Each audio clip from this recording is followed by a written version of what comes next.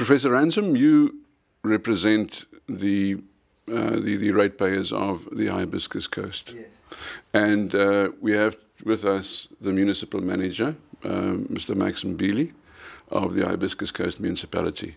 Now, I think I'm correct in saying that in the past there has not been such a good relationship between the ratepayers and the municipality. Yeah, but that it has improved a lot. It's improved beyond measure. Although I detect that there are still a few points that need to be given attention to. Can you start and then give us an idea of what they are? Yes, thank you. We had a very good meeting, and I was very grateful to have had the meeting with the municipal manager and his senior staff about nearly 2 weeks ago now. Yeah, about 2 weeks ago. There were some things about that meeting that were very good, and others that were a little disappointing. I think what was very good was Mr. Mbili's opening statements, where he was quite frank and open about the problems. But I detected that there is still a level of denialism, there's still a level of that we're adversaries, that we are not working together, that we are against them and they must defend, a defensive adversarial attitude, perhaps. When you say they, what exactly? Heads of departments I'm talking about. Yeah, I'm talking about some of the heads of departments. I think they have it's a carryover from the old regime. And I'll defend that if Mr. Mbili wants me to do that, I'll say why. I think we came to some good conclusions out of that meeting. And this really disappoints me, that we had 3 things that we could do quite quickly. The one was to produce a media statement. And now 2 weeks later, we're still arguing about the semantics of that. The second was that the staff organogram, which the CFO promised to our ward committee over a year ago, was going to be finally presented to the council last Tuesday for ratification. And the third was that Mr. Ketazulu was going to extract items from the Yes, from the Service Delivery Budget Implementation Plan, which is a great long document to give specifics to the Customer Service Charter. Now, none of those things have happened. The promise was, with the last thing, was to have it done by the 1st of September. It has not there. I emailed Mr. Zulu yesterday and asked him to send me a copy. I haven't had a reply. The staff organogram, I hear from one of the councillors, was such a mess it had to be sent back, and we still haven't got the media statement. So those are the things I recognise, and where the ratepayers recognise that Mr. Mbili's got a huge job to turn this ship around.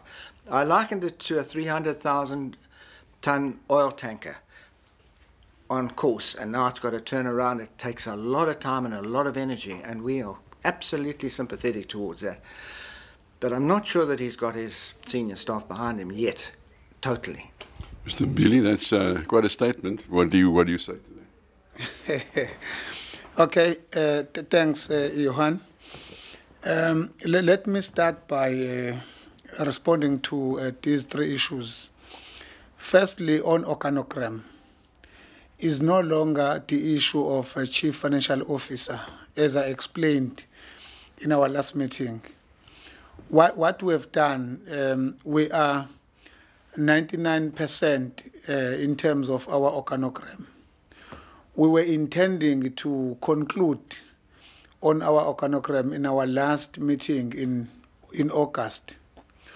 What then happened?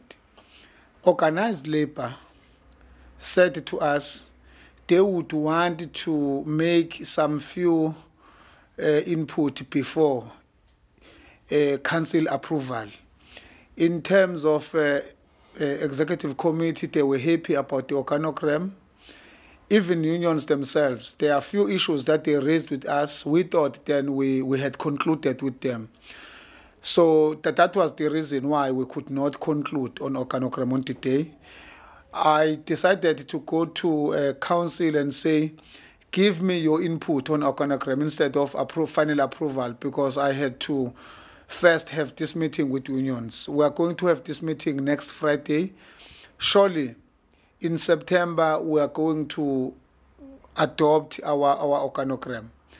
The reason why I had to listen to unions, this is the issue I don't have to fight with unions over.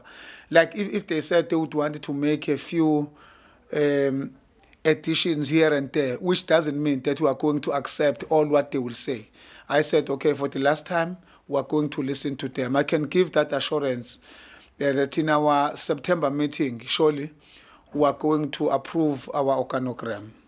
Yes, it is true that it was not approved, but not that it was in a mess. Maybe that councillor, you were part of the meeting. You were part of the meeting. It was not the case. On the issue of a media statement. But before you go to the media statement, but I gather that it shouldn't be a problem. No, it's not a problem, yes. It should be something that could be easily solved. Yes, in September, we're going to conclude on organogram. Surely, in fact, as I've said, it's 99% done. In September, Council is going to approve our organogram. There is no issue about it.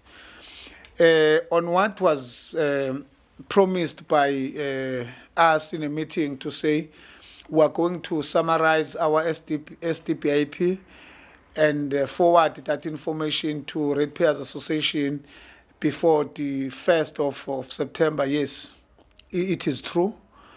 I've checked now with Mr. Zulu as to what happened. He says it could not be finalized because the document is too long. But he has said it won't take more than this week for him to forward that information. But I must say it is true. We made that promise. We could not meet it because we said we are going to forward that information before the end of August. Maybe after this interview also, I'm going to sit down with Mr. Zulu to make sure that this document is submitted by Friday this week. Okay, so Friday is your deadline. Yes, because today is Tuesday. Really, I need to ensure that it is given to our Ratepayers Association before the end of the week. Good. Yes. On our media statement, in a meeting, it was agreed that Simon will draft a joint statement. Then he will then share that statement with Professor to check whether we are in agreement or not. I learned that there were few issues where they could not agree on. What then we have decided to do was to say, fine, today, after this meeting, I'll meet with the Prof and try to resolve on those minor issues which they could not have their minds meeting on those issues. So I must say, today is Tuesday. Surely we are going to have this statement done for our Thursday papers because today we are going to conclude on it. Oh, thank you, Professor. Well, that's good. That's very good news. Yeah, I'm still worried about the extract from the SDPIP. Mr. Zulu was perfectly able to think about how long it was going to take him to do that, and he made the commitment. And this is what's happened in the past, and what's destroyed the trust between HCM and the ratepayers. These continual promises that are broken, and here's another one, and that's really what distresses me. It really distresses me. But in all fairness to Mr. Mbili, he has now given assurances. So let's see. Well, let's see what happens.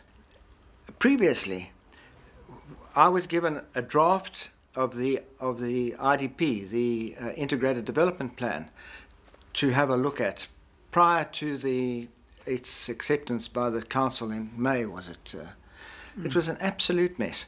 Whoever was responsible for turning that document out with so many stupid mistakes, we really should it's not acceptable. So one must see where these errors are coming from and really do something about it. Yeah, I must say, when we had the meeting with the Ratepayers Association before the approval of IT document, they raised some issues. While I cannot say it was good to have mistakes, but I must say it was a draft. The final version of the document had no mistakes because all mistakes were corrected. I'm not saying when it is a draft, it must have mistakes. But I'm saying part of the process of public participation also was to enhance the document. So when then they made their input, even telling us about mistakes, it was part of enhancing our document. That is why today we have a perfect document, because they did make their input to that document. Okay. Right. Now, to summarize, if I understand you guys correctly, by the end of the week, these issues should be resolved. Yes. The ones that you issued. Those were the urgent ones. Yes. There were other things that are going to take time, and we accept it. It's going to take time, like the cost of personnel and the number of personnel. We accept that's going to take time. Like the rate randage, which the CFO still continues to deny that we are out of step. But there are other issues that are going to take time, and we accept that as long as we see some progress along an agreed time frame. But you agree now? This is a huge step forward where we are now. Absolutely. For these things, yes. And can I ask you maybe an unfair question, both you guys? My experience has taught me in life that when you get into a situation like this, the people that you represent, or that you are the boss of, or the superior of, they either say that you are too lenient or too harsh, or you're not like, for instance, the ratepayers will say that you're not tough enough. Have you experienced something like that? Absolutely. In fact, I said this at our meeting a couple of weeks ago. People are saying, you're crazy. Why are you so lenient? Why are you so praising? And other people have said, yes, we can see. And a lot of reasonable people have said, yes, we can see an improvement.